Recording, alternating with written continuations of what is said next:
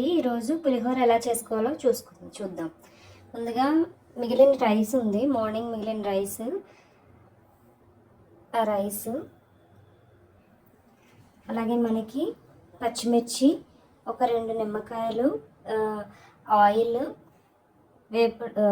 పచ్చిశనగపప్పు, వేరుశనగ గుళ్ళు, అలాగే మనకి ఆవాలు, కరివేపాకు కూడా తీసుకుందాం. కరివేపాకు, పసుపు, సాల్ట్ ఇవన్నీ తీసుకొని చూద్దాం. కరివేపాకు ముందుగా స్టవ్ ఆన్ చేద్దామండి. స్టవ్ ఆన్ చేసి ఆయిల్ వేసుకుందాం.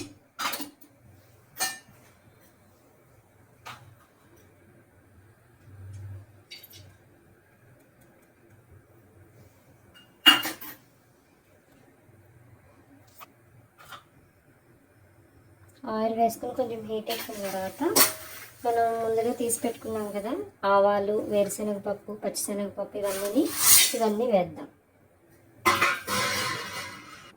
మిర్చిని ఇలాగా ఒక 5 పచ్చిమిర్చి తీసుకుంటాం కదా, అవి ఒక 2 పార్ట్స్ కింద కట్ చేసి అవి కూడా వేసేద్దాం.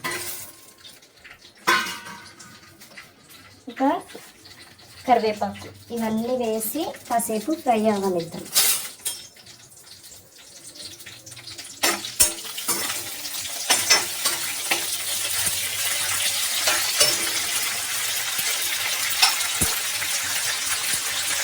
ఇలా మూత పెట్టేసి కాసేపు దాన్ని ఫ్రై అవ్వనిద్దాం. ఇప్పుడు మూత తీసి చూద్దామండి ఎలా ఉందో. కొంచెం అయితే ఫ్రై అయ్యింది కదా, మనం దీంట్లోకి తీస్తాం కదా అలా.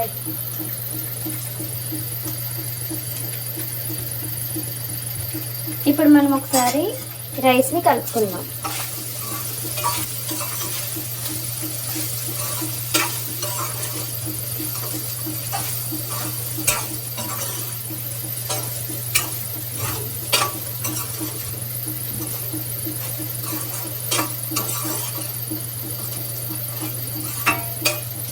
కలుపుకుని ఒక 5 minutes ఉంచితే పులిహోర రెడీ అయిపోయినట్టు. ఒక 5 minutes మనం పులిహోర రెడీ అయిపోయినట్టే.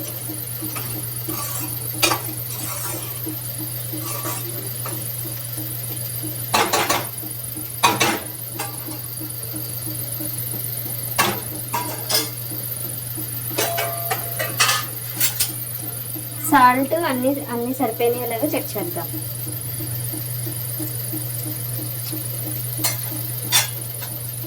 సరిపోయినాయండి, అన్ని కరెక్ట్గా సరిపోయినాయి. ఇంకా దించేద్దాం.